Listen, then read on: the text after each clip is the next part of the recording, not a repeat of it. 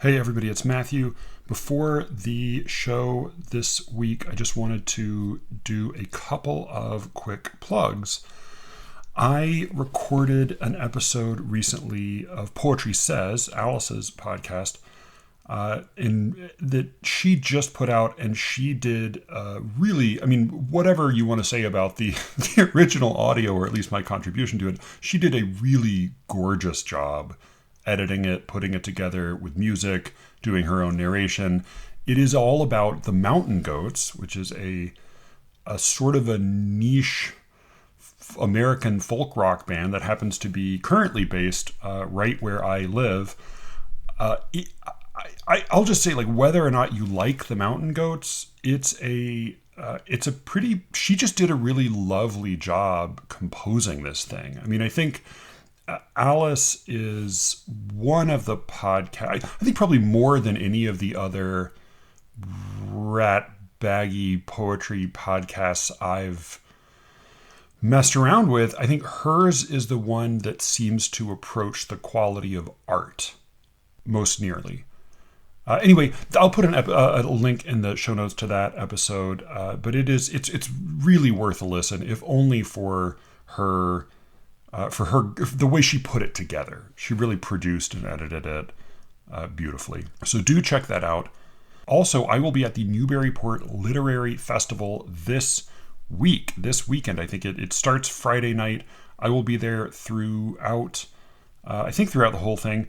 It's going to be real busy. I wanted to quickly do a list of the poets who are going to be there. A ton of fiction writers and other writers will be there. I'll just quickly tell you the names of the poets because it's a really crammed event. So Elizabeth All, Al Bazile, Daniel Brown, who I do hope to get on the podcast at some point. I still have his book I need to read. Mary Bookinger, Barbara Lydecker Crane, definitely know her name. Robert W. Crawford, Wendy Drexler, Rena Espayet. Rena Espayet's going to be there. Michael Ferber, Midge Goldberg, Andrew Hudgens, Ahmet Majmadar, of course, Andrew Nicole, Aaron Pachigian, Alan Shapiro, and Paulette Demers Turco, Deborah Warren. I think we've published her at Literary Matters. Anton Yakovlev, the good Slavic last name beginning with a Y, formal poet, not the bad one, the good one, Anton Yakovlev. So they will all be there. It's going to be a big day, Saturday, April 29th, in the Newburyport Public Library. All day is Poetry Day. I will be reading at 2:30. They have double booked me with internationally celebrated MIT physicist and best-selling science writer Alan Lightman. So skip that hack and come see me read with Alan Shapiro at 2:30.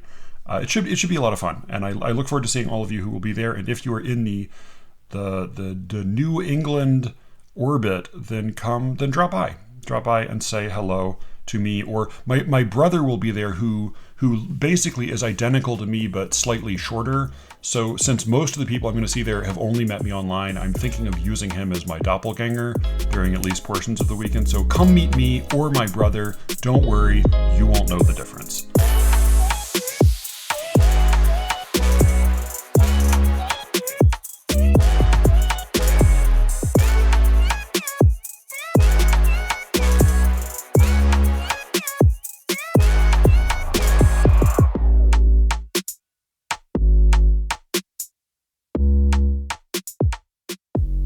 I'm Matthew Buckley Smith, and you're listening to SLEERICKETS. Thank you all for listening, and thank you especially to those of you who have taken a moment sometime this week to recommend the show to a friend. It makes all the difference in the world, or it makes some of the difference in the world. It's a relatively small amount of difference that it makes, but I appreciate it. I'm grateful. Thanks also to all of you who subscribe to The Secret Show and get a bunch of extra episodes and free stickers if you still want them. I did have somebody ask for those recently, and I sent them his way. So they are still available for the time being, at least. Also, if you have not checked out the Substack chat, give it a try. See what you think, or post an infuriating question there to get Cameron and Shane and Elijah all riled up. Speaking of which, my guest this week is Elijah Blumov, who is he spells his name a couple different ways, so I do find it confusing, but he is the host of Versecraft, a podcast that is much more serious and better researched than this one. Elijah came by to discuss an essay called, it's the first chapter of a book called The Anatomy of Nonsense by Yvor Winters, but it is a sort of a standalone essay called Preliminary-Problems. This was for being as measured and well behaved as we were, we really spend the whole episode disagreeing. It's a pretty long conversation, so I'm definitely going to be breaking it up. I've not yet finished editing it, so it'll probably take me another week or so to get the second part of it out, which will go on the Secret Show. But it's lively. It is a. I think you will. I think like it's both like crunchy in its specificity and sort of, I think, maybe appealing to a general audience in its, well, if not breadth, then generalizations. We definitely talk about, how we define poetry, what we're looking for in poetry, whether one should use the word should around poetry, how poets should be, what Plato was or wasn't wrong about, and whether or not Funeral Blues is a good poem or a piece of dog shit. Oh, and because I'm actually, as this comes out, I am going to be stepping onto a plane, flying to Boston to meet my nephew and go to the Newburyport Literary Festival. I'm going to I'll put minimal show notes on this, and I'm also going to put out a kind of a weird, but I think juicy Secret Show episode with Brian and me. And that, I think, is probably just going to have no show notes. So if there's anything that we mentioned that you have trouble finding elsewhere, just send me a note at SLEERICKETS@gmail.com and I will help you find it. But I'm slacking off a little bit as it's just gotten real hectic here. So let's get to my conversation with Elijah right now.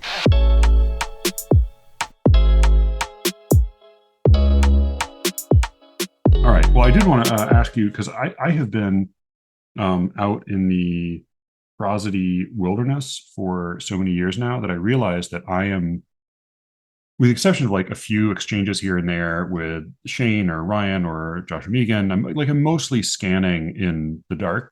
And I realized like my sense of how normal people scan things, or like how other people scan things, has gotten weird. Like it's like when languages start to develop apart from each other. And so I heard you scan this line today. We were listening in the car to your Elgin Marbles episode, and I thought like, no, that's not how you scan that. And then I looked at how I scanned it, and I thought, well, that doesn't seem reasonable either. But it is like intuitive to me now, and so now I don't know.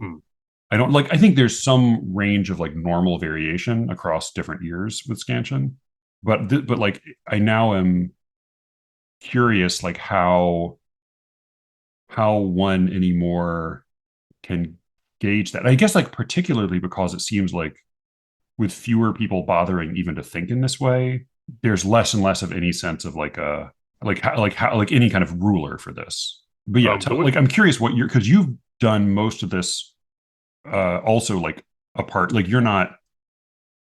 didn't do that kind of stuff, and you came to your MFA knowing as much about scansion as you left with, I assume. Yeah, I learned most of my scansion. Well, actually, I mean, I first learned about scansion on the suggestion of one of the professors I had. It wasn't taught to me directly, but he recommended. It was actually the Paul Fussell book that you and Josh. Oh, okay. Yeah, which Josh Megan hates for some reason, but I haven't looked at it in so long, I can't say. Yeah. Yeah, well, one of the things that I think is a big lacuna in that one is that he doesn't talk about speech stress at all. He only talks about accent.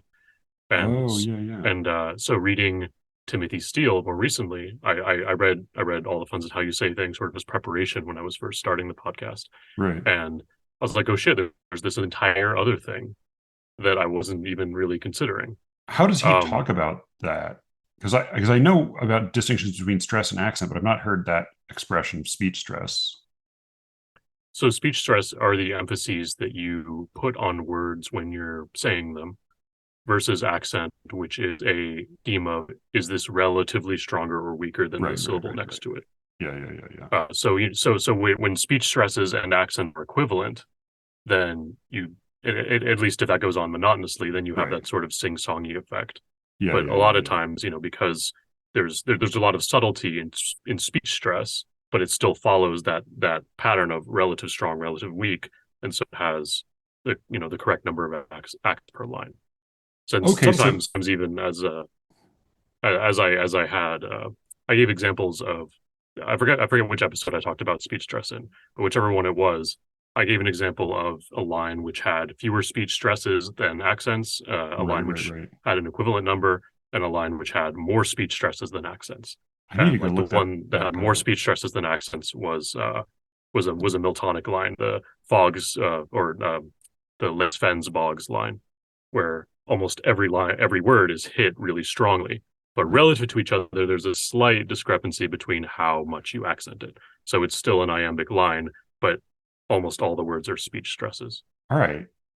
That does, I mean, so I think that the distinction I had mostly digested was between accent and strong stress, which I think of as being speech stress, but maybe speech stress, like there's a subtler degree between strong stress and, because you're saying that you could have as many speech stresses in a line as you would have accents, theoretically, or more. Right. Even.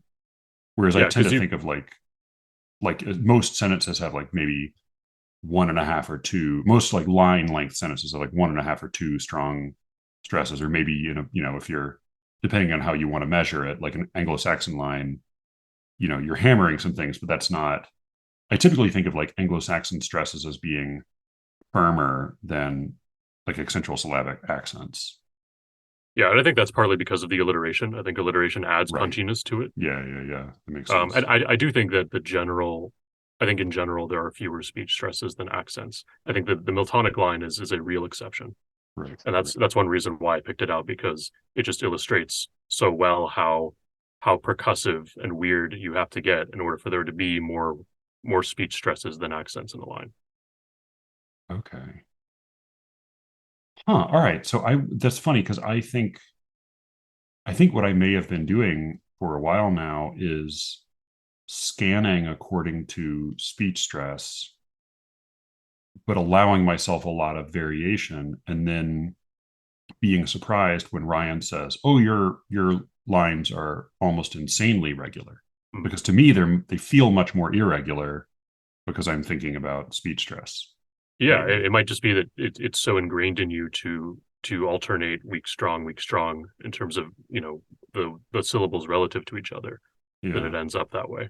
But I also know, like, when I scan now, when I bother, like, mostly I don't. I mean, I do scan, but I don't bother to like sit down and write it and count it out much. But when I do, I tend to find myself marking a lot more pyrrhics and spondees than I was taught typically occur. Yeah, and Timothy Steele is he crusades against the overuse of pyrrhics and spondees. He thinks that in most cases, even if the difference is subtle, you can find a difference in how much you're supposed to pronounce one syllable versus another. Yeah. And that, it's because it's fun. Like when I was first learning, not when we first learned meter in high school, but that was more like, I feel like the version of meter I hear people when like free verse poets say like, let's talk about meter, then I feel like they always give this like incredibly like juvenile high school version of it, where they're literally just like counting Lego blocks. But when I was like learning it properly in grad school, I definitely had trouble with distinguishing between the delivery of a line, because I'd done a lot of Shakespeare in theater, more than I did in any kind of English class. And so I had a hard time like balancing that sense of how a line is delivered with how like Greg Williamson scans it, which he's as deft with that as anybody. Yeah, well, that makes complete sense why you would emphasize the stresses, because as an actor, you don't want to be speaking sing-songy. You don't want to be emphasizing every accent. You want to be speaking it like it's words that somebody would say. Yeah. So that makes total sense to me. Okay. And in fact, I mean, even when you're reading it as page poetry, you should still focus, I think, a little bit more on the speech stresses than on the accents, because otherwise you're going to butcher the real subtle melody of the thing. Yeah. There's a I thing. I think it's Sorry, go ahead. Oh, I was just going to say, I think, like when I read a poem, I want to indicate metric what's happening when I read. So I do try to be cognizant of the accents when they appear and to emphasize them a little more. But I try not to get, Yeatsian with it, where I'm just, emphasizing every single accent incredibly strongly so that people really understand, what the meter is. I think it's important to indicate the meter, but also to Yeah. speak in a way which is more like an actor would, where Yeah. you're in the sense of the poem and you're speaking it as someone who would speak. Yeah, there's a funny overcorrection that I don't know what its relationship is to like that kind of Yeatsian chanting tradition, or then on the other end to not necessarily on the other end, but like or to like poetry voice proper, as I think is sort of dying out, or at least it's becoming a different version of itself. But there's a thing that I feel like I hear often from like people who came to poetry late and were corrected by somebody at some point, where they will like almost aggressively blow through the line breaks. Like they'll read totally ignoring the line, because I think there's like a sometimes when people will sort of first pick up a poem and try to read it aloud, the lines will end up just completely unmanning them. Like they'll just totally fall apart and be unable to like make the lines make the sentences make any kind of sense. And so I feel like there's this overcorrection I hear where people just read the sentences and completely disregard the lines, which definitely was how I was taught by somebody at some point and then sort of had to unlearn later on. Yeah, well, But yeah, if you there's a bulldoze your way through the lines, then you're not reading the sentence as well either. well, right. I mean, yeah, yes, but I mean, even like there's a version of that which is where people will just sort of purely read to the period, to the punctuation, and just like completely ignore the line break. And I think part of it is like that in your average free verse poem, it sort of doesn't matter.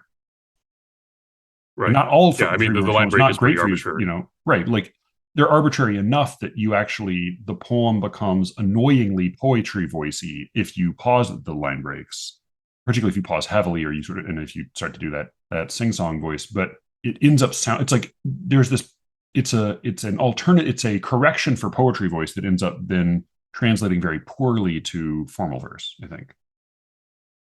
Yeah, I mean, I think the brutal truth of it is that there's verse and there's prose, and free verse is really just prose. Okay, a smaller, dumber version of this is that the other like prejudice I carry around with me is what do you call if lineation is breaking a poem into lines, what is the process of breaking it into stanzas or verse paragraphs? Um, Stanzation, hitting return well, twice. Like, what is that? I would just call it stanza breaking, Yeah, yeah, yeah. I guess. Which also like, and of course, like the verse paragraph thing that makes it like clumsy, but which I feel like we need I don't know, we need some better, more elegant term for that. But like that, I also think sort of is not real. Like in the sense that like there is such a thing as a stanza, but it is marked by rhyme.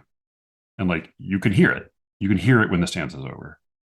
Yeah, but I think you could take a Petrarchan sonnet that is not broken into stanzas and then change it so that it is broken into stanzas.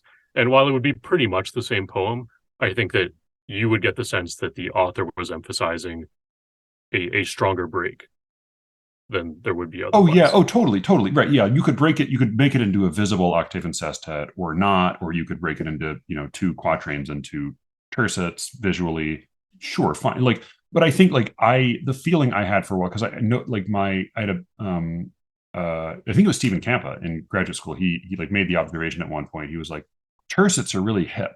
I mean, what he meant was like, because Steve was like a formal virtuoso. Like what he meant was like among free verse poets, it had become stylish to superficially break your poem into 3-line chunks Mm. because they looked kind of nice. He was like, yeah, like the couplet looks a little bit thin, and then nothing is less cool than a quatrain.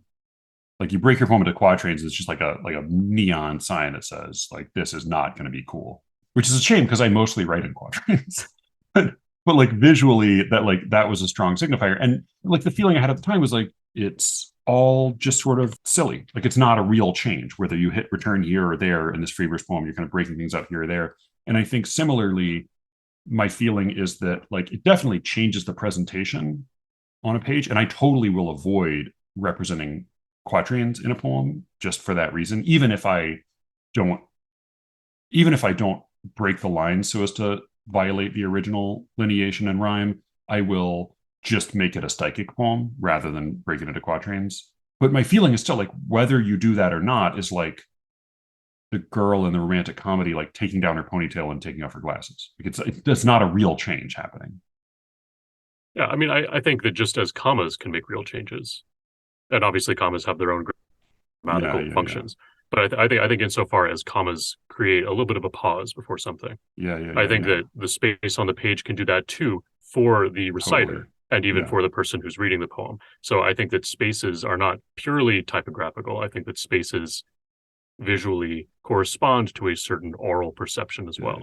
Yeah. I mean, and that's the thing is like for me, I guess like the sort of the two versions are like either typography is sound annotated, in which case like there's a very straightforward formula, right? Which is that when a stanza ends, you hit return twice. When a line ends, you hit return once.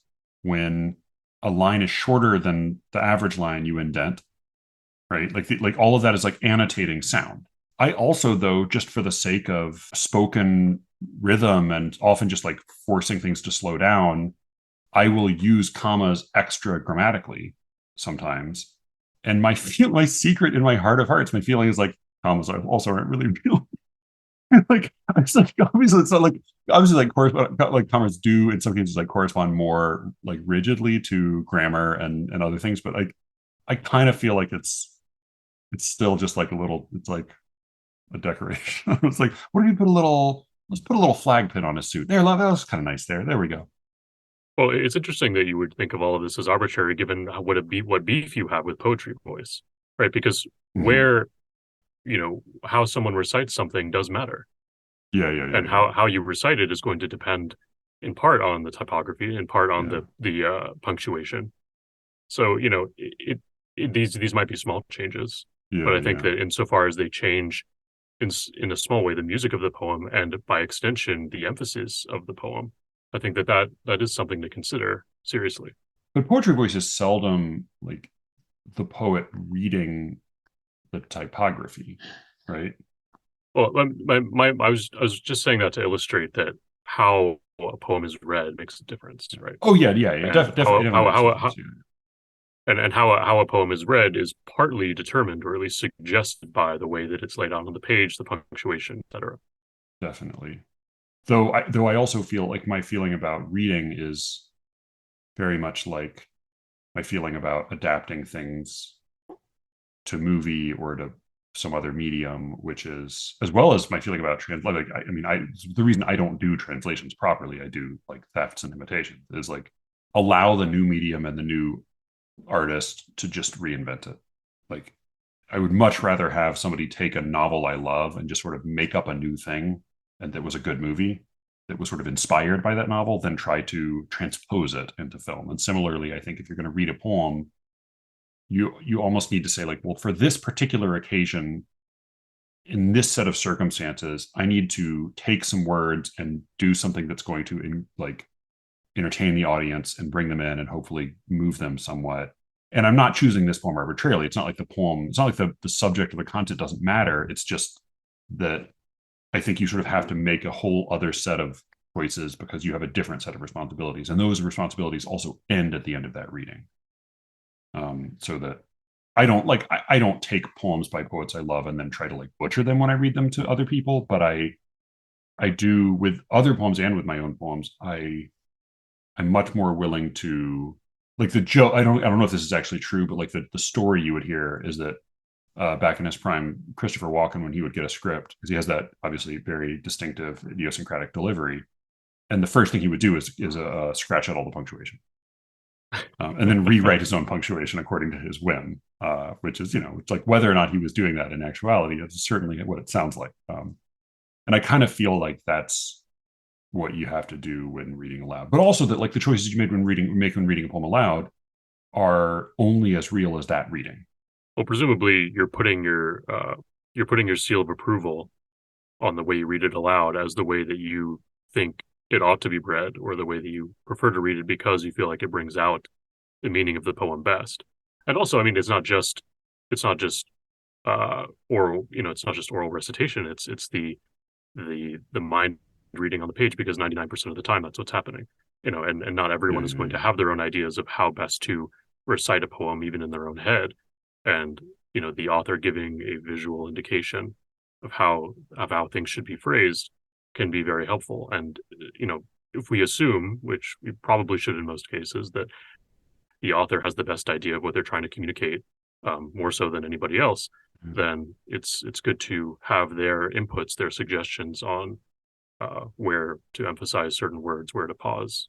Yeah, I mean, that all seems quite reasonable. I think it's funny, like I definitely don't think when I read something aloud that I am making an endorsement of like, this is how it ought to be read aloud. Because half the time I feel like I'm just experimenting with this particular occasion. Seem like, what if I do this? What if this works?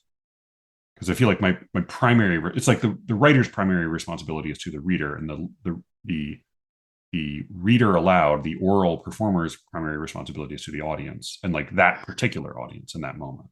But so say you performed the same poem 50 times, right? I feel like you might experiment widely the first 10 times. Yeah.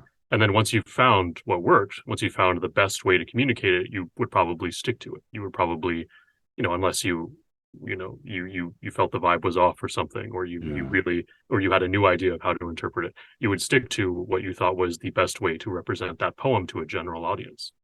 I totally don't think like that doesn't, I mean, that is, again, makes perfect sense. And I completely don't relate, partly because it sounds terrible to read the same poem 50 times, even like across a lifetime. It seems like I would just try to stop reading that poem.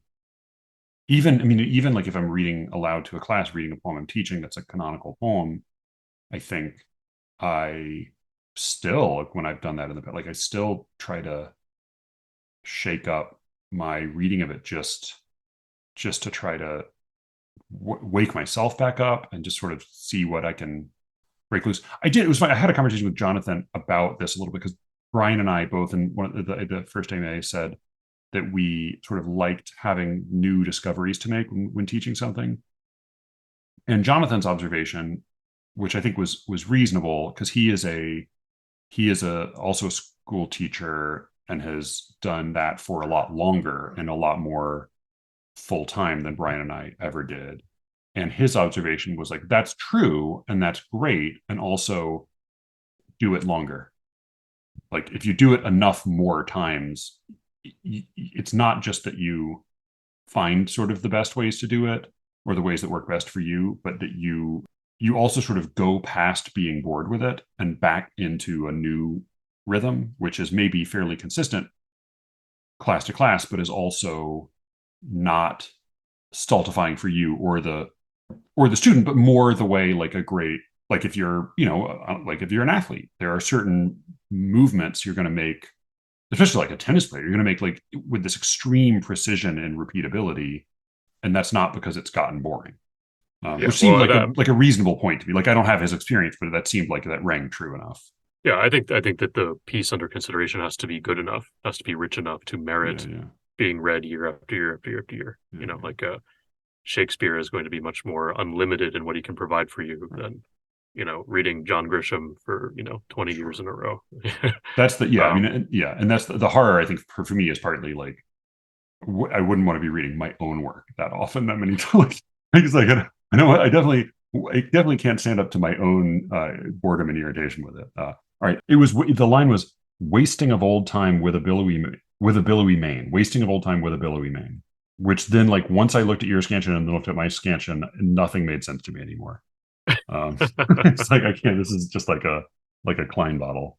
Well, just out of curiosity, let me see what I put there. I think you had dactyl, spondy, anapest. Yeah. Yeah. Wasting of old time with a billowy mane. Yeah. Yeah. Yeah. So how would you read it? I re- so I read it as Trokey, I am Spondy, I am. This is like, which, I mean, at least Waste the, yeah. wasting of old time with. Mhm. Wow, that's a lot of emphasis on with. It's a lot of emphasis on Yeah. with. I mean, I think probably the truer scansion would be a Trokey there. But uh, But also you're not accounting for enough beats with that reading. well, that's the thing is I actually elide billowy. Oh, okay. So Yeah, I wasting think of old that's time with a billowy mane. yeah, Uh, I yeah. guess that's fair. And I think it's like I think probably that time with is should be a Trokey, but I read it as like a that with not even because it doesn't even receive so much more stress. It's just that it's a bigger, more complex set of sounds than a, especially if it's a.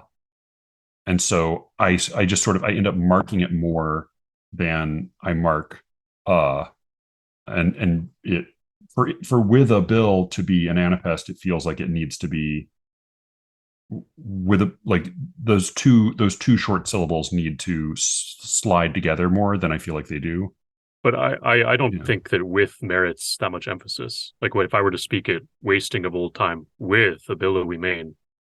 Yeah, it no, Yeah. it totally doesn't. But I think what I like, and that's what I mean is like when I marked it as a spondy. When I go back through it and look at it, it can't be a spondy. It has to be a trochee. But also, I think I see that it's almost like I don't even need it to be stressed. I just need it to be distinct enough that like a intuitively for me, an unstressed syllable in a trochee still has more juice than an unstressed syllable in an anapest.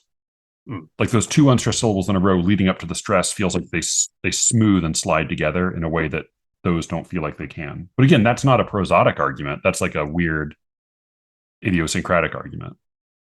Yeah, because when I read it, I have no problems doing that little skip that an anapest has with a Yeah, yeah, billowy mane. yeah, yeah, yeah. Um, Also, I mean, I think when in doubt, the punctuation can help decide what something Mhm. should be. Is there And punctuation in that line? well, with the dashes, I wouldn't. Oh, I'm just listening to you say it. I didn't read it. Yeah, Oh yeah, yeah, yeah. yeah. So in the poem, there's dashes. With a billowy mane is in dashes. It's in like parenthetical dashes. Oh, yeah, yeah, yeah, yeah. So Oh, so so that so makes it to much harder to, yeah.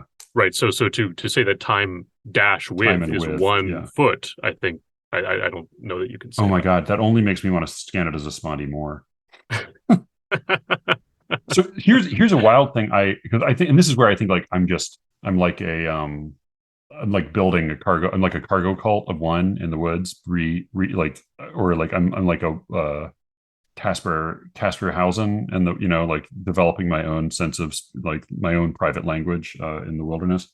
But I talked to my linguist sister-in-law about this, and I was trying to get her to give me an account of what it was that we talked about when we talked about stress. Because I remember having a conversation with Greg Williamson early on where it's like, well, he said, well, what is stress? And I kind of, a few things came to mind, right? Which often correspond to, and he was just completely treating stress and accent as the same for the sake of that lesson.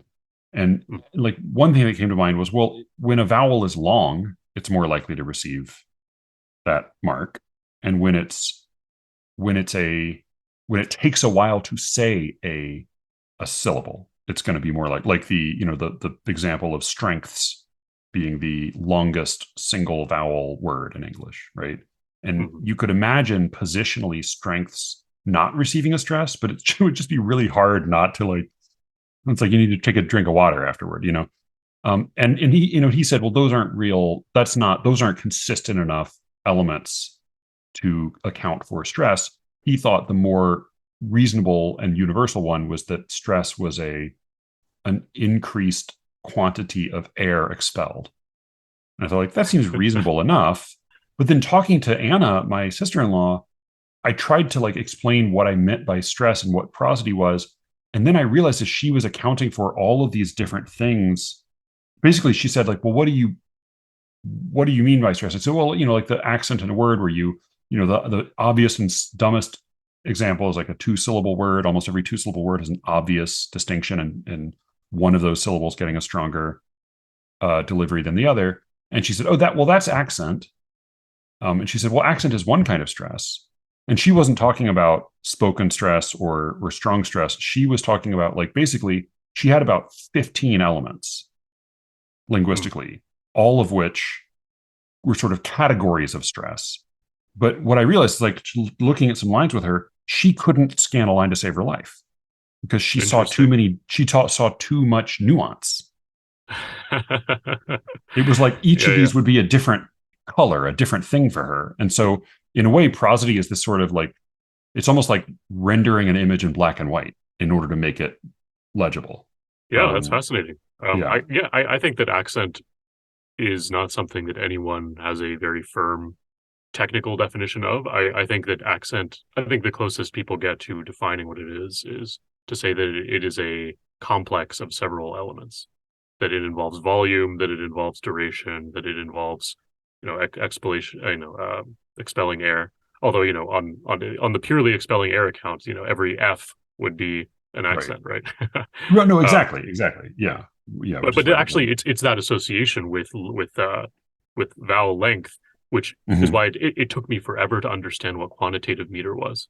I was like, it wasn't clicking in my head, like what the difference between quantity was and accent. Right. And then it took me, like, listening to a classicist recite it. You're like, oh, it's like music. It's like, this is a half note and this is a quarter note. It's like, oh, okay, that makes sense. And it doesn't, at least my understanding is it doesn't quite work in English. Right, because we don't have consistent quantities. Right. Yeah. Like you can sort of fudge it and force it, but it's not going to be as clean as it is in classical languages.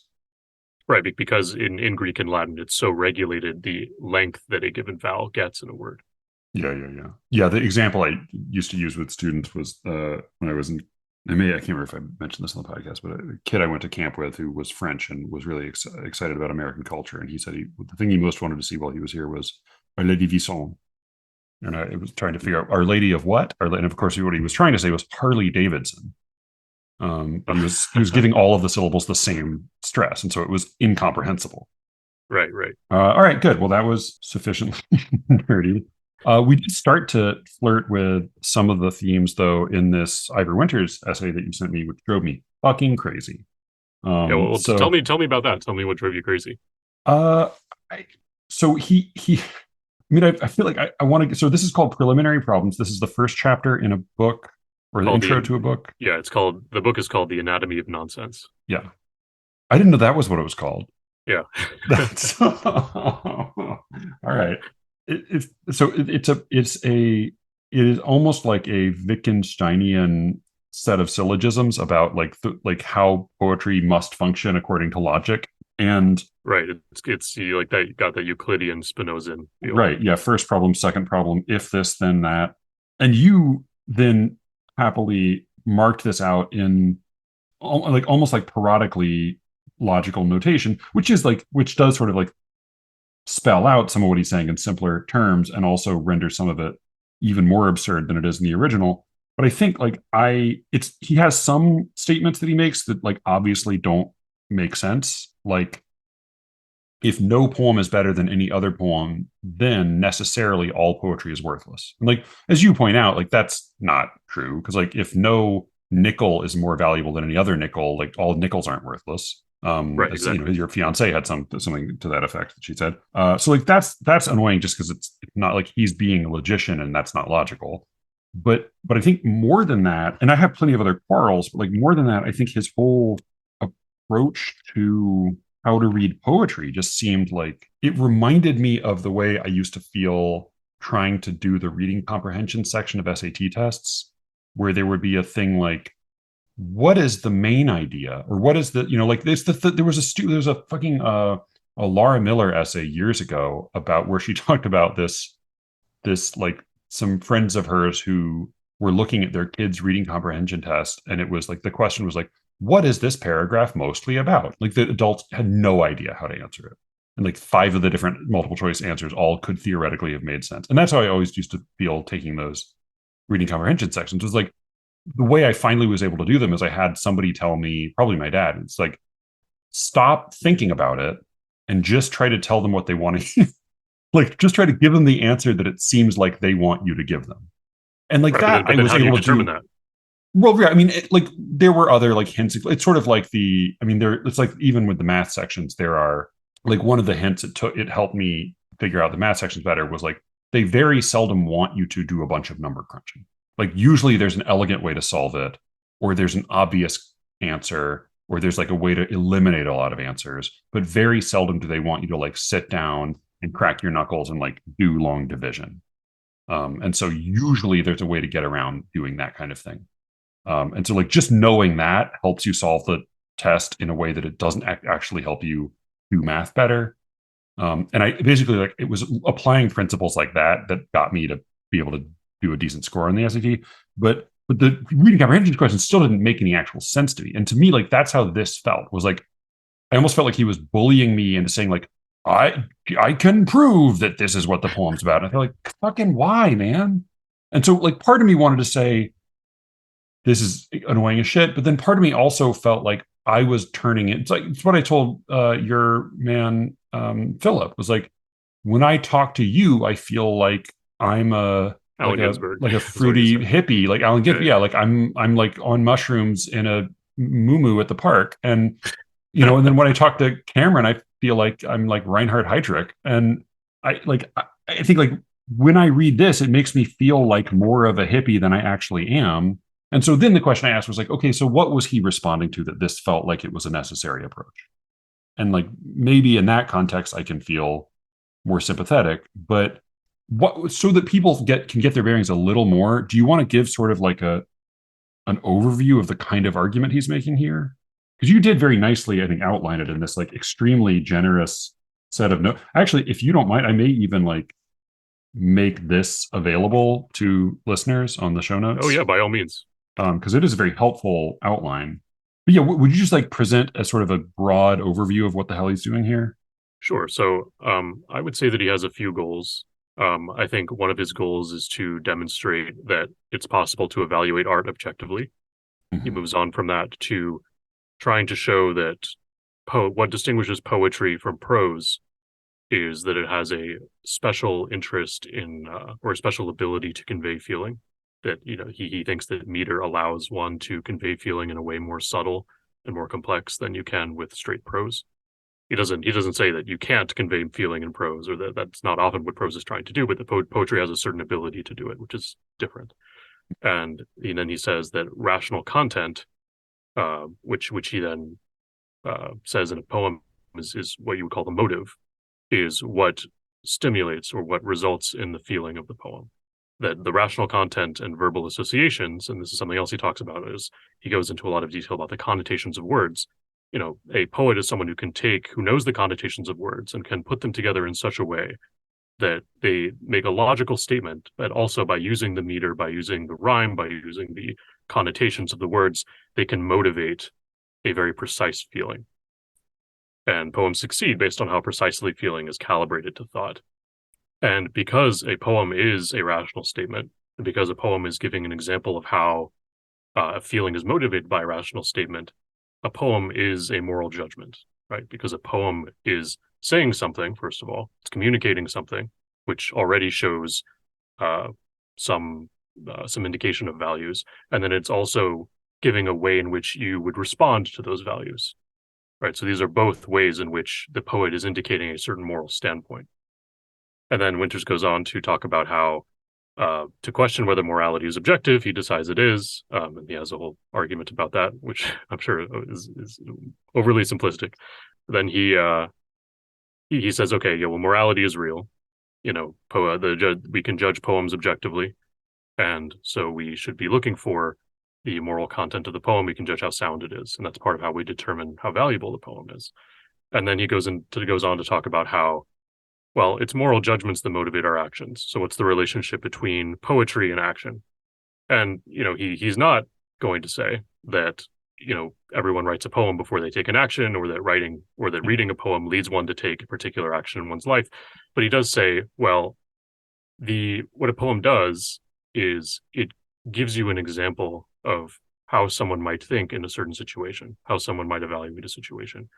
And that is, as an example, is going to set a precedent for you if you respond to it well, of course.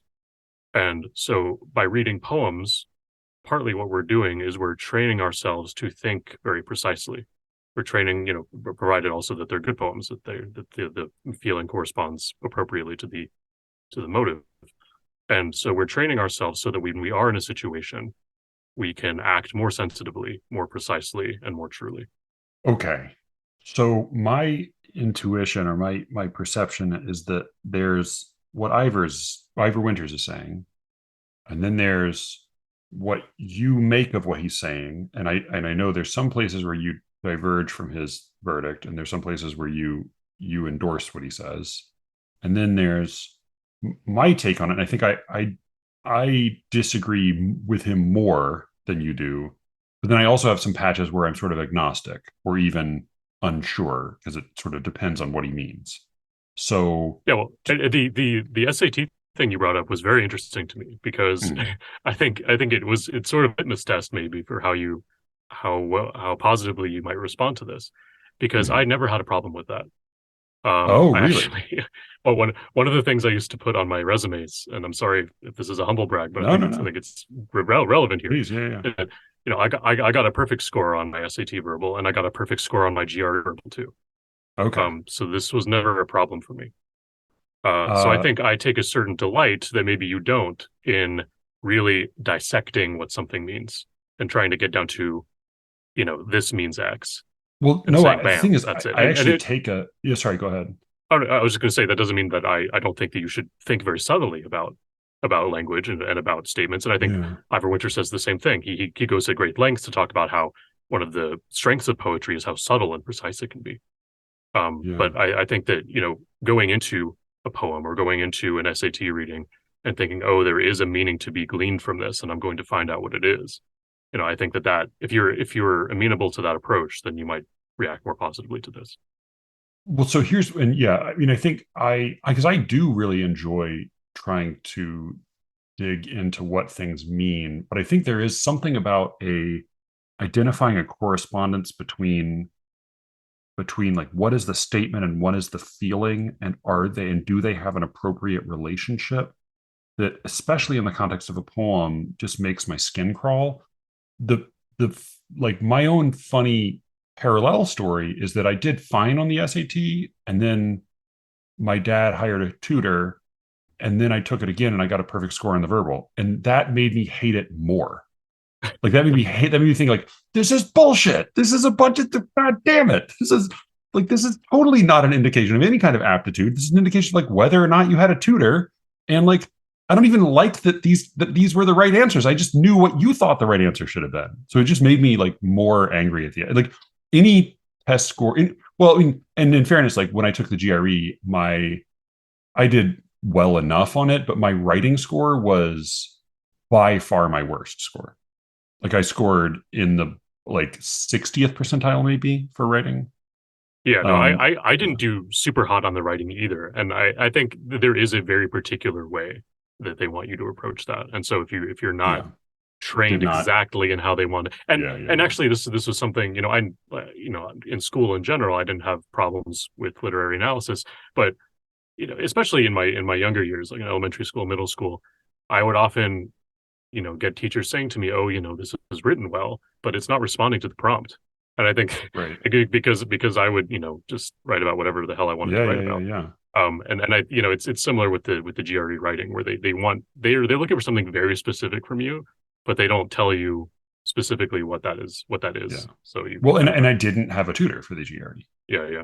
I mean, probably my guess is had I had a tutor, it would have been a similar progression and similarly meaningless. It would have been like, which would have made me more like, I forgot about the GRE because they're like, whatever, it's fine. So like, it got me what I needed. And like, had I had to think about more about, if I had to think more, had I had to think more about how it worked and why it worked, it only would have made me hate it. Like any standardized test I've done well in, it's made me have contempt for it. He's like, I know how I'm thinking, and I think I'm smart enough, but like, this is bullshit. This is again, now I'm still like, I'm the guy in the park with the joint saying, it's bullshit, man. While you walk by in your like 3-piece suit and your briefcase and flick me a quarter. No, All well, right. I think similarly to IQ tests, I think that the GRE and SAT scores, they're not going to give you any kind of comprehensive view on a person's intelligence. Certainly not. No. I think they can tell you something about how good a person is at a particular kind of task. Like Sure, like sure. like for you, I think that the fact that you were able to learn well enough to excel at this thing is an indication of intelligence. I think that not everyone would have necessarily been able to do that. They might have been able to learn by rote what they were supposed to do, but then when they approach a fresh situation where they then have to apply those skills, not everyone can apply those skills equally well. And if you apply those skills well, that is one indication among many of intelligence. So I don't think it means Sure. nothing. I think it means something. It doesn't mean the Yeah. grand thing that maybe people who brag about it want you to think, like the No, I people mean, in with the same way Mensa. that like college doesn't mean like the best explanation I've heard of college is that it's a 4 year. It's not even an intelligence test or an aptitude test. It's like a 4 year test for tolerance for some kind of intellectual challenge and tolerance for and just like stamina to like buckle down and get through a thing that's sometimes easy, sometimes hard, one thing and another with distractions along the way. Like that's basically like employers outsource their ability to say like, are you going to be able to just get this shit done to a liberal arts college, which is a nonsensical proposition, but a very convenient one for them. Yeah, well, I think that that's certainly more true now than it's more true now than ever because of how Yeah. colleges are run like businesses. But I Oh, mean, Jesus. Yeah.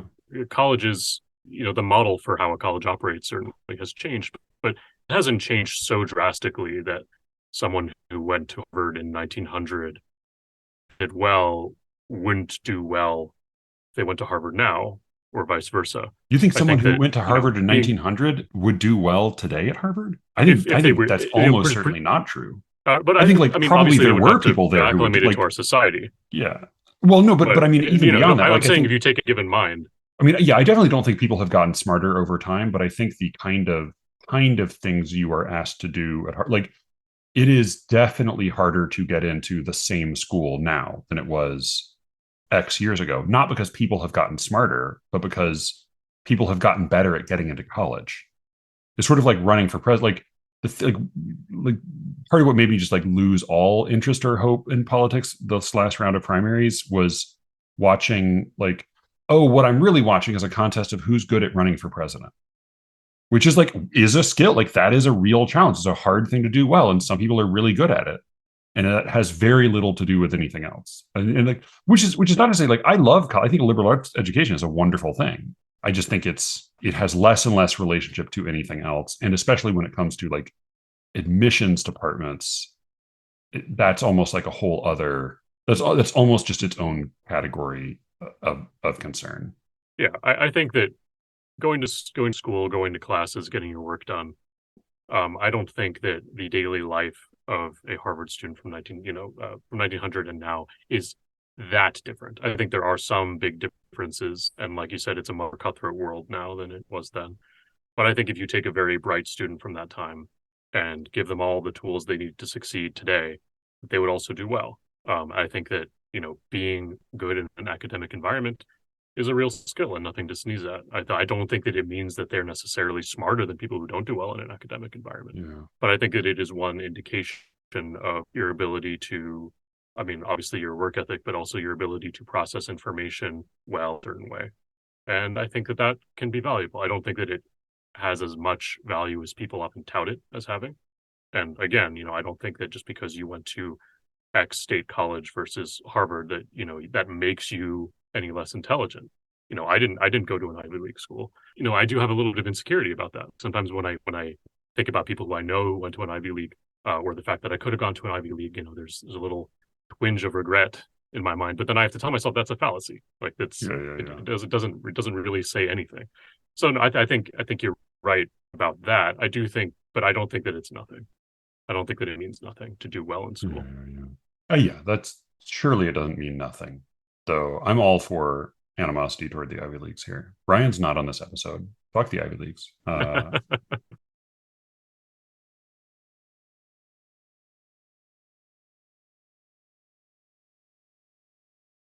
All right. Yeah. Sorry. So give me your account of sort of the how you would present the arguments, or how you would respond to the arguments that Winters makes here. Well, obviously, as I pointed out, this whole poetry is worthless thing, if we can't agree on its value, Yeah. is specious. So I disagree with that. I mean, I do agree with the implications that he warns against if we proceed as if everything is relative. I think that, oftentimes we are content to say, oh, well, you like what you like, I like what I like, and let's leave it at that. And people don't really understand how dire the implications of that can be. And obviously, for poetry, it's not life or death most of the time, but it does. People don't follow through on their philosophies as far as this is concerned. We would have anarchy, or artistic anarchy at least, if we all really thought this way. So I think that it is very important to get down to some common ground on what makes a poem valuable. I do, because I think that it's not as if having a golden standard for what poetry should be is going to guarantee that better poetry is written. But I think that it can help for everyone to be on a similar page. When I think about golden ages, right, like golden age of Athens or golden age of Renaissance England or wherever, I think people had there was more of a consensus on what people were striving for in those times. Yeah. And on top of that, there was a particular demand for something, right? Like it's not as if that German babies are naturally more inclined to be musical or more inclined to be philosophical than English babies, but they're raised in a culture which really prioritizes that. Just like Shakespeare was raised in a culture where if you could succeed being a dramatist, that was a really viable path. And once you were there, you would get accolades, you would get glory. There were rivalries, and the same with the Florence of the Medicis. There was real value in being an artist, and so people would compete, and they were able to compete because there was a particular standard. It wasn't necessarily a standard which was codified, but there were certain values which were in place, which you could either meet or not meet.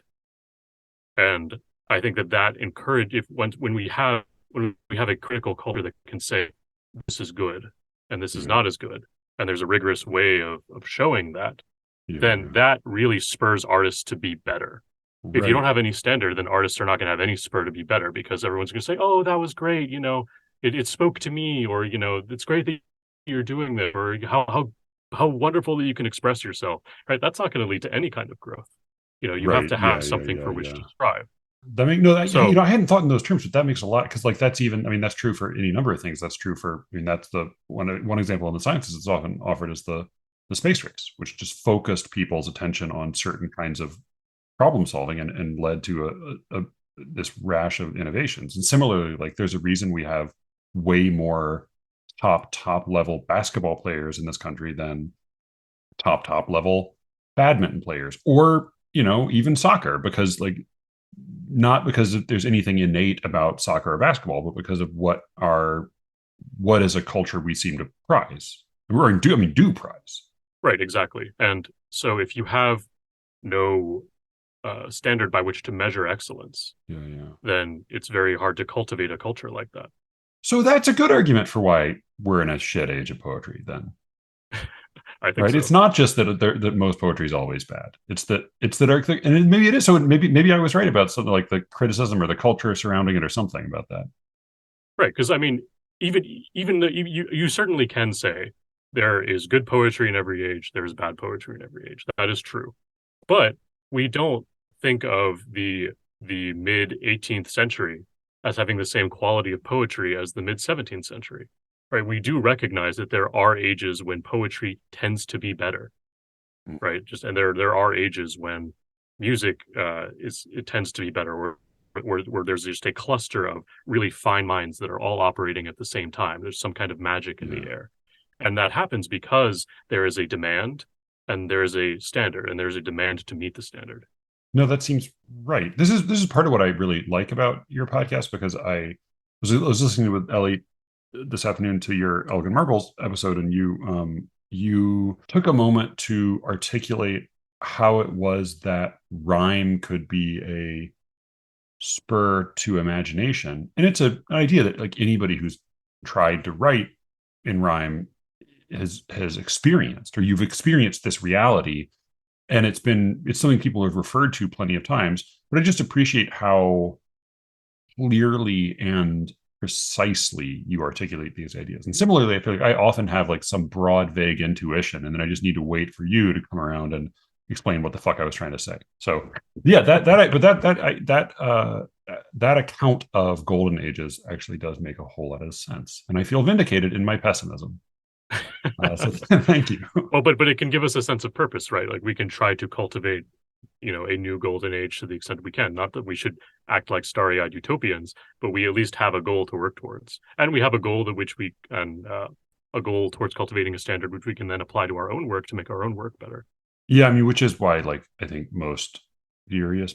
I'm going to say this, and then I'm going to get emails about how wrong I am. But I want to say, like, most serious, dedicated poets I know have plenty of contemporary and semi-contemporary poets they admire, but tend to use as their measure the very best from any given age, from any number of ages. Like your goal is not to meet the standard that something cool you read in a magazine today met, but to meet the standard of the people who've achieved a sort of immortality with some real reason. Right. And if you have a universal standard, it doesn't matter what age somebody is from. You can measure them against it, whether it's Milton or Aeschylus or someone writing today. And yeah, I do think that, really measuring yourself against the great poets is so essential. Like, there was an episode that you and Alice did where Alice said something to the effect of, oh, no one could write Paradise Lost today. And I was like, that's so fucking sad, right? That, and it's not Alice's fault. It's the culture's fault that people think that way, because there are plenty of people who think that way, right? Like, why not? Like, obviously the sociological conditions are different, right? Like, if someone wrote the words of Paradise Lost today, it wouldn't gain the same traction that it did in Milton's time. But you could write something as good today, definitely, right? And there's no reason why you couldn't, and it wouldn't be Paradise Lost exactly, but it could be something that's as morally fierce, as spiritually insightful, as profound, and as formally beautiful as well. Sure. And you couldn't count on the kind of glory that Milton got. You couldn't count on the laurels, because we live in a different time that doesn't encourage this kind of golden age. But you still could write something that good. And the fact that people even attempt to write something that good, or they don't think that there's a standard to which they can rise to write something that good because there is no standard, it's really sad, and it leads to us wallowing in the mire of our own insecurities and lack of insecurities and lack of vision, I guess. Yeah, I mean, and like a shared or like a shared sense of vision and value, because that is partly what, I mean, Milton, any great artist is going to be iconoclastic to some extent, is going to kind of come in with something nobody quite predicted, but is also going to be responding to, as you said, a set of values and expectations that are shared. And like the thought that comes to mind is, and I don't know if I've been off social media for a while, I've been on Facebook for a good while, but when I was on Facebook back in the day, and I don't know if this is still true, but at least among like formal poets, so if people listening have this experience, maybe they can fill in, or if you're listening, Cerasius Seamount, I think was the guy's name. I think that was his like Facebook name, but this was like a guy who would pop up on every thread, even tangentially related to poetry, and promote his like 1,000-page epic poem that he was working on. He was always had like another volume of it that it was coming, and and the thought I had was like, well, probably chances are, like, if you ever want to like make a solid bet, just like pick a random contemporary poem you haven't read and just bet that it's bad, and it's going to be you're going to get a very good return on investment on those bets. But my thought was like, what if it was a masterpiece?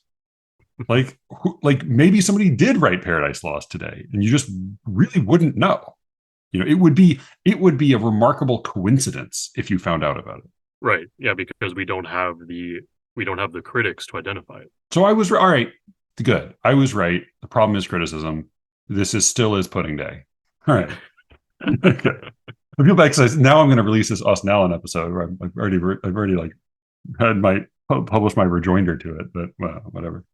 All right. So you were articulating Winder's argument and your refinement of it. Yeah, Uh, so I think yeah. that we need a universal standard not only so that artists can aspire to a real point of excellence and be able to measure themselves against something, and not even just an abstract standard, but the poets who, according to a great standard, are considered the best. So, like to go back to Milton, Milton didn't see Virgil as this unattainable ideal. He saw Virgil as his rival, and but he Right. Yeah. Yeah. recognized Yeah. that Yeah. he recognized that Virgil was the great one who he had to match or surpass, and Dante the same way, obviously. Right? We look back on the greatest who have come before us, the greatest to ever do it, and we say, "Oh, I can do that too." And not everyone who says I can do that too can, but the more people who are saying that, the better our poetry is going to be. I remember something. It was like I remember it made me very sad at the time, and I think it's only made me sadder over time as I've thought about it more. But I remember hearing at some point that around movie like seven or so, Quentin Tarantino had like confided to somebody that his only goal as a director from here on out was to try to make another movie as good as Pulp Fiction. And like that made me sad, partly because it always makes me sad to think about people like getting worse over time as artists rather than better or at least maintaining some kind of robustness. But it also makes me sadder as I've gotten older to think like, why is your model your own fucking movie? Like your model should be Citizen Kane. Your model should be like the God. Like go back to something like don't look at where you hit your peak. Don't, like God damn it. Right? Because then But you're you're just going right. to become Yeah. a mannerist of yourself. Yeah, which is I mean, just terrible, terrible trap doing that. But yeah, I mean, I think you're totally right that you have to be. I mean, I think the only maybe refinement to that then is like what you want to do, if possible, is like I can't remember if it's like if it's Rilke or Franz Wright disfiguring Rilke, but the line is something like Christ was a hand pointing and we were dogs barking at the hand. The suggestion being, of course, that like I think if your model is Virgil, you're probably doing okay. Like the thing I remember hearing about moths. Do you know why moths fly into flames? You ever heard this? No. It's totally cool, totally wild thing. So apparently their eye have these compound eyes, but they're designed specifically for flying at night on Earth without electric lights and without even artificial like production of flame. So what that means is that they're navigating according to starlight and moonlight, and those are really far away, and they're actually so far away that the way that the moth navigates is it if it perceives multiple lights on one side, it identifies them as the beams coming from them as being parallel to each other. They're not actually parallel, but they're so far away that they might as well be parallel. And so that like it's using that information that it manages to fly straight. When it comes near a source of light that's on Earth nearby, it's still reading it as like the moon or a star. And so it's thinking that this light and any other light it's like the beams are parallel. And so it ends up flying in a circle and then, flying ultimately into the flame. Wow. But that's my thought is like, if your model is Virgil or Homer, that's so far away that you're probably safe. But like in principle, I would say you need to look not at them, but at where they were looking. Yeah. Well, but in Virgil's case, that was Homer, right? Right. Well, I mean, but I think like there is an argument also that is like obviously there are all of these other many reasons for there to be decline in art, and also that like also decline is sometimes just an illusion. But I think to the extent to which Homer to Virgil to Dante is a decline, and I think it kind of is, part of that decline seems clearly to be the result of Virgil aping Homer and I mean, Dante's aping Virgil less because he's also I think, making the architects and Catholics love the Divine Comedy. And it's great, but it's also incredibly boring because there's no plot, because nothing happens, because it's just a panorama. And that's a huge mistake. But but like I think there is a real decline there from the grandeur of the Iliad and the Odyssey. And like maybe Homer was aping somebody who had an even, maybe there is a point at which like from Aeschylus to Sophocles to Euripides, you have some both decline and fall, because you need a little bit of refinement of some of that new wood, to use Pound's expression. But then you also need to keep breaking new ground or breaking new wood. Yeah, well, I don't entirely buy into your theory just because I do actually think Virgil is superior to Homer. Really? And I do, yeah. Well, you probably actually know the Latin, which I don't. So No, we'll no, I see. don't. But Okay. no, I think Virgil has a lot more humanity than Homer does. Whoa. Really? Yeah, I I mean, think he has so much less humanity. no, I think because I feel when reading Homer, there's a barbaric soul at work. I feel when reading Homer that he really gets kicks from describing the terrible, brutal ways that people are eviscerated. And when I'm reading Virgil, Oh. I feel tragedy. I feel that Virgil really is mourning the fact that this has to happen this way, and I feel that that's a more profound emotion.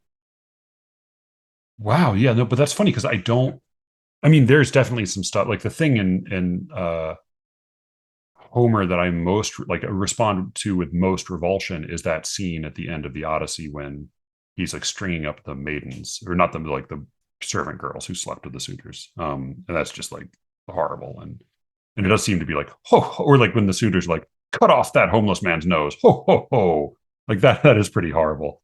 But I think for the most part, my sense of Homer is that he's terribly terribly aware of like human fragility and preciousness, and like those moments when you have this absolute monster hero, like this just total champion in Achilles, and he takes the time to like when Achilles is on his rampage and he's just kicking ass and it's just awesome to behold.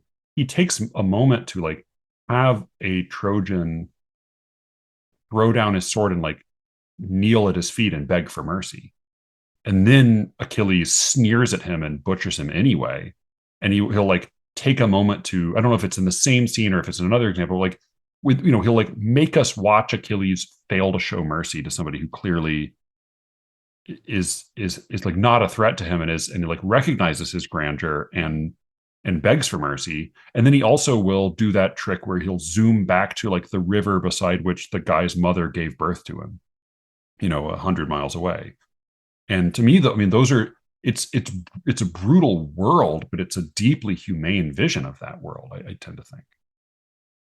I think it's very. I think there's a lot of ambivalence. I think that what saves Homer, just as I've said before, that I think the Book of Job saves the Bible. I think that what saves Homer are those kind of moments. There's that moment. There's the moment where he's confronting the grieving Priam.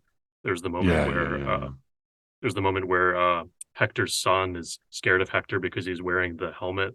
There are these really great, yeah, yeah, yeah, sensitive, tender moments. Or in the Odyssey, like when Odysseus's dog comes to see him and then dies. Right, like yeah, these are yeah, yeah, beautiful yeah. moments. But they are moments, and I feel like a lot of the time, and I mean the Iliad is just, I mean they're both the Iliad and the Odyssey are very long, but the Iliad is just catalogs and catalogs and passages of gore, right? And it's Yeah, but glorious. it's It's glorious also to read, but it's because it's written so well. But right, but it's war. I mean, it's. I don't read that as I read it as being like extremely evocative, and it's thrilling the way I imagine war is to some extent thrilling, but it's also horrifying. Like it doesn't. It's both and. I don't get the sense that when Homer is describing it that he is feeling all the horror that we would feel. There is I don't know. Maybe. um I get a real excitement from the verse, which is Yeah. thrilling to experience, but it is also a little bit savage. Oh, definitely, it Yeah, definitely is. It definitely is savage, but it. but I mean, not just the content is savage, but the tone is savage. Yeah, I mean, I think like I think about that as being. I mean, I think Nietzsche's response to that is not a bad one when he says like an Achilles could not have written Achilles. Like Well, you, no, I mean, yeah, I doubt Achilles could have written anything but I very think good. right, But yeah, he was illiterate. But yeah, but it there is a I mean, he has another perspective. I also like. I think like one of the scenes I find most obviously there's the scene where the two champions, I can't remember their names, where they like recognize that they're related and they have that odd moment of like compassion, but the like man is like the leaves in the trees. But then the moment that I always find like just absolutely wrenching is when and like also just like I mean, the gods seem totally inhumane except for like the Aphrodite, whisking. is Paris whiskey Paris. Like there are a couple moments of like where you see the gods kind of intervene in a humane way, but the like Athena comes off as like, I mean, she's much more human in the Odyssey, but that moment toward the end when Hector faces Achilles and Athena, I think it's Athena, appears beside him as his brother Deiphobus with a spare spear, with an extra spear. It's like, I'm here with you, brother. And he throws a spear and he turns to his brother and he's gone. It was a phantom. Which I read as both like a moment of just profound cosmic cruelty, but also like he has the awareness of the human perspective in the midst of that total like cruelty and indifference. But yeah, again, it's hard to know where his mind is. Yeah, and as I said, it's for those reasons that I don't think you can write off Homer as just a chest thumping barbarian, because he certainly has that genius. He has that ability to take the cosmic scale and the human scale and wed them in such a beautiful way, and be very sensitive about both. And so I think I'm not saying that Homer doesn't deserve to be ranked, in the top 10 or top 5 poets even, but I think that there is, I think what Virgil does is he takes a lot of what Homer does well, and he does it well, and then he also adds more of a reflective capacity to it on the part of the narrator. And Virgil also just has tighter construction than Homer does, and that's not entirely fair because Homer is, coming out of an oral tradition. But speaking as a work of art, Virgil has tighter, more concentrated form, and it's been a little bit since I've read both, but I got the sense reading Virgil that Virgil was more in the work as a personality commentating than Homer is. But is that a virtue? I think in his case it was. I think that he was, because the quality of the narrator can vary depending on the piece, obviously. Yeah. But I think Virgil is showing us the consequences of things playing out a certain way. And of course, there's the wonderful ambivalence in Virgil between building empire and the suffering that must result from building empire. And I think he really brings up that question a lot, and that's one of the things which makes the Aeneid so powerful. And Virgil is so careful about the scenes that he sets. Not that Homer isn't, but like I think of the very final scene of the Aeneid when, this is a similar situation where, and it was probably inspired by the Homeric scene you were talking about, where Aeneas he stabs his arch rival in the chest, even after his arch rival begs for mercy. And that's how the book ends, right? Right. So yeah. Virgil is a master of construction in that he's taken that poignant moment and put it at the end. Which is that, and that's, we have to judge it as we have it, but he did intend to continue, didn't he? Well, he intended to revise it. But that was supposed to be I thought he was going to write another book or two. Oh, maybe so. I didn't know that. Okay. But it's a hell of a way to end, for sure. Oh, it's a great. The way, like for being supposedly unfinished, it's an amazing ending. Turnus is such a weird figure because he's both like inhuman and he ends up being like a device for so much humanity to be conveyed. Think of that moment when you see, it's like the old man's only son who came to the war, and he was like running, showing how fast he was running out on the field, and you see Turnus like clock him, and there's just a moment when Virgil describes him like, and Turnus is this like basically he's the Latin Achilles, and he's a big brute, but he just watches this kid running, and Virgil describes him just sort of hefting and balancing his spear, just getting the balance just right, and then he just poleaxes the kid with it. But it's that little moment of like he's a craftsman. He's there's no emotion. He's just like adjusting his craft to make sure he can he's just going to knock that kid right through the chest. Devastating. Both. All right. So Virgil and Homer are both okay. I'm sure all the classicists listening have already torn out all their hair. All right, let's get back to Winters. Where were we? So we go from having a universal standard and having a way to talk about art at all, right? Because that's one of the points that he emphasizes, that if we don't have this standard, how are we going to have any conversation about art means anything other than us just spouting our preferences, right? Which I think is fair enough. I think that we tend to act like we can have serious conversations about art regardless of where we land on things, and everyone having their own preferences, but it's bullshit, right? Like, you're not going to actually accomplish anything in the conversation unless you both agree to certain parameters and agree that certain things are better and worse, and you can illuminate to one another where your respective faults of reasoning are. Do you think most people participating in the conversation about art, let's just limit it to poetry, like most people participating in the public conversation about poetry, do you think most of them want to accomplish anything with regard to making any kind of critical statement about poetry or about poems? Because my impression is that they mostly don't. Yeah, I think probably mostly not. And I think they might entertain it as something that would be nice to happen, but they don't really pursue it seriously. And I think, it's not as if there aren't plenty of smart people talking about poetry. There are plenty of people who are able to look at poems and indicate, what's strong about them, or, where they can improve and things like that.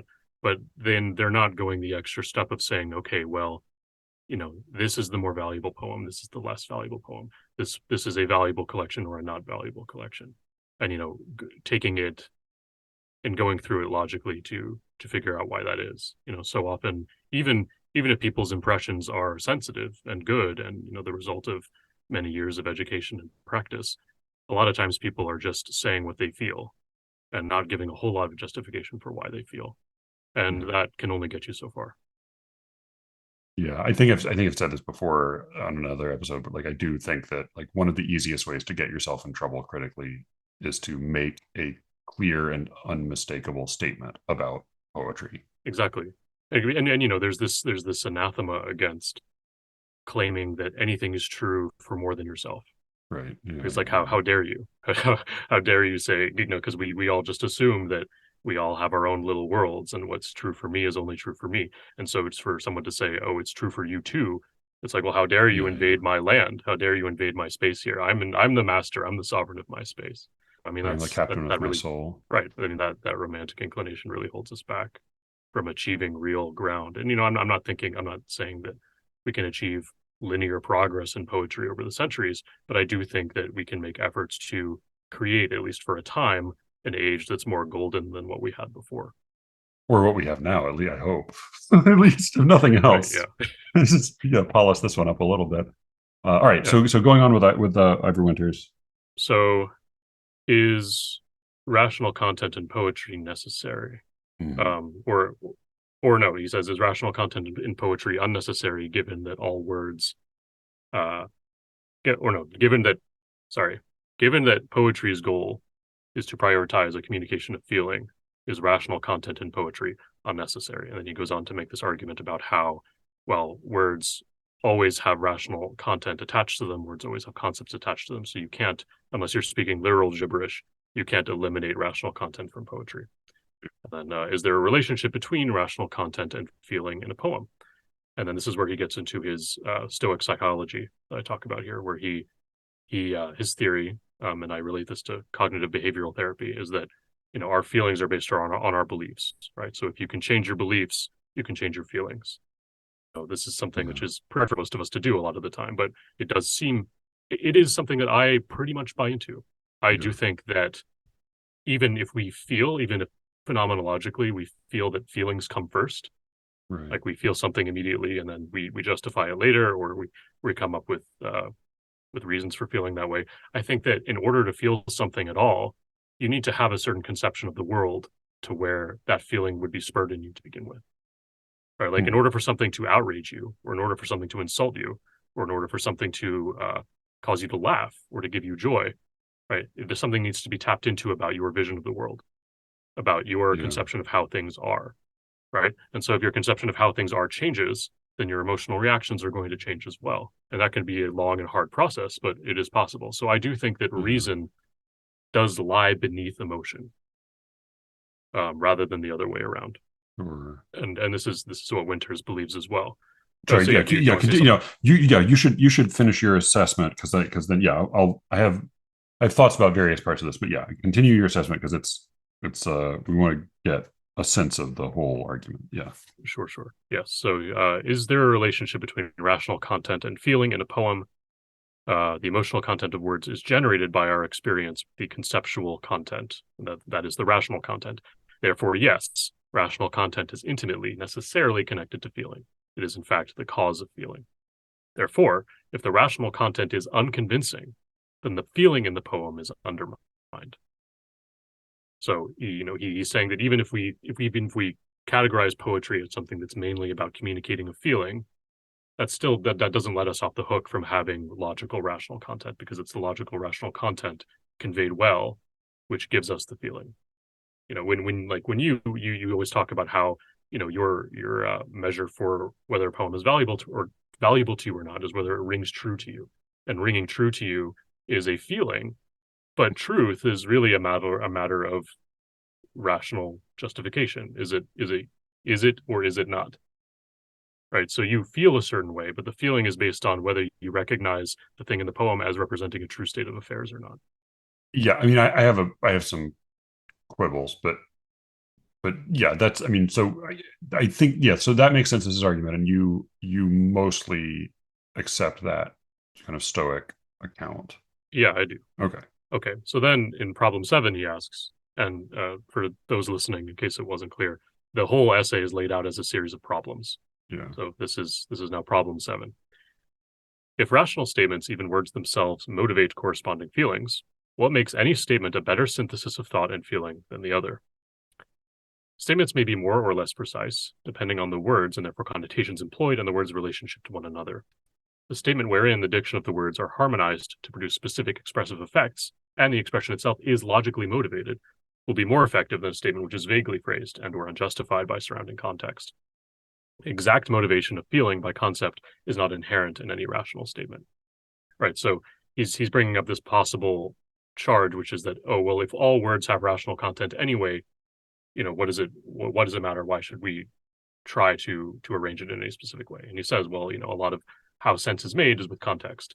So, it's the words' relationship to one another, not just the words in vacuum or words in isolation, which determine the actual rational content of the poem. He says something about like how the words, there's a funny construction he uses where he describes like the addition and like arrangement of words. Like every word has a charge emotionally, connotatively, etc. And then he says like that I can't find the exact line, but he says basically like adding the other words around it and giving it a sentence structure and giving it rhythmic sound and all the other things you do when you build a poem and not just a series of words is what does he say, sharpening or narrowing, making the emotional charge of each word more precise, I think is what he says. Right, because words are qualified by other words. Right. Yeah. And any given word has a bunch of loose associations, so you're narrowing it down, you're tightening it up. Right, and in that sculptural capacity lies a lot of the craftsmanship of being a poet. A real quick thought I had reading that, because it seemed like, generally speaking, like short, like hard to argue sort of broadly with that, but it did seem like by building this sort of like poems are made of words, every word has he says like each word has a conceptual content, however slight. Each word, exclusive perhaps of the particles, communicates vague associations of feelings.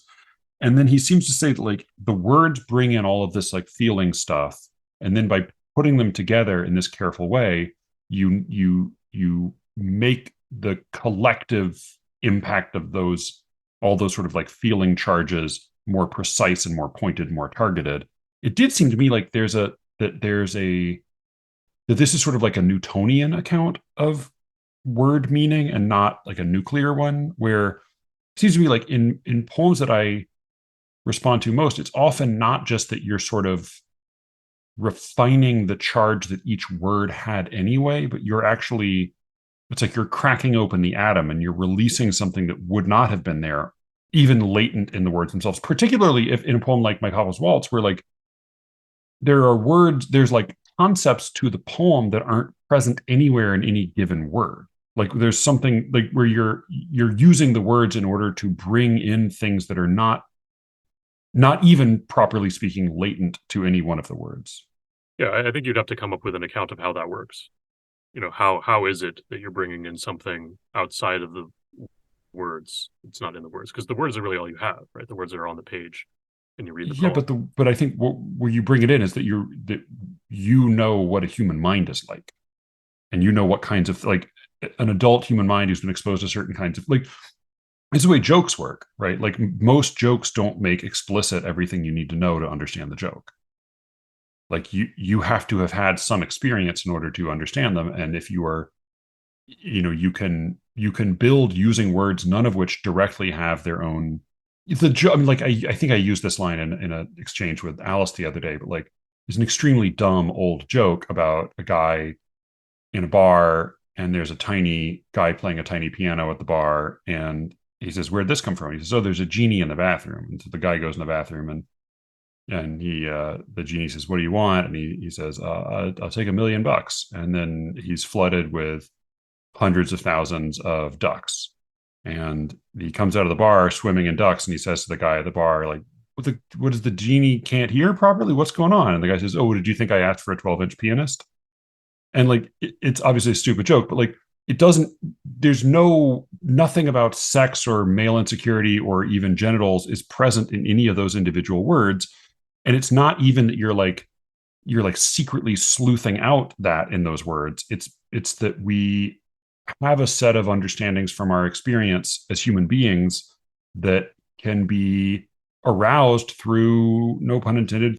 I mean, I don't know. I guess it just seems like the idea that there's this, like, the words are these like packets of emotion, and then you're like spicing them or sharpening them individually in order to bring them together, feels like it's not quite how language works. It's the same way that, like, when you put together a mosaic, like, any one of those shards doesn't really have the stuff of the image in it, but when you combine them, you produce something it truly is like more than the sum of the parts. It's not just like the sum of the parts with extra shading. It's like it actually is a whole other thing that wasn't there when they were on their own.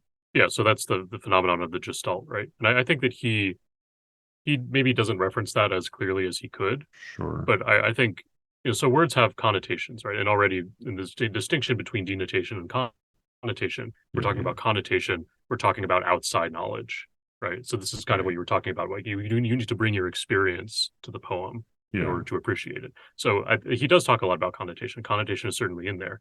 Connotation is not just on the atomic level of words, but it's also on the level of phrases, right? So like 12-inch pianist, right?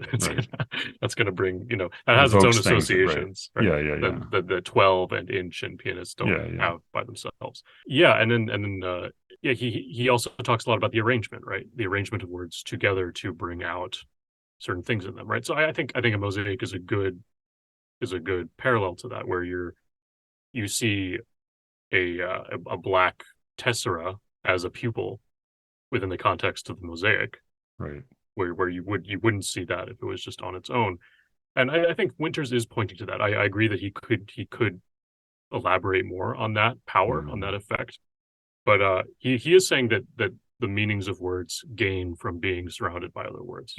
Totally. And I think, like, part of the reason I got itchy the more I read this was not that it wasn't that he wasn't generally speaking, talking about something that's generally true. Like, clearly he is. When you talk about, like, bring more words in, and things get more complicated, more rich, and more powerful than they would be with those words on their own. And he's very right about how, like, just naming abstract emotions doesn't accomplish very much. Even if we can try to disguise that trick using a few different devices he cites from the Romantics. But I think, like, the feeling I have when I listen to you describe how rhyme stirs the imagination was the Pope line about what often was thought what ne'er so well expressed. And when I read Winters doing this stuff, I think, like, you're trying to pin down some sort of soft sets of knowledge in a way that actually makes it less accurate. Like, it feels like he's like wrenching these concepts into like SAT shaped sentences that then feel like, well, it's less true than it was before you tried to make it so specific. Yeah, I think that his prickly personality can be a turnoff for a lot of people. I have no tolerance for prickly personalities on this podcast.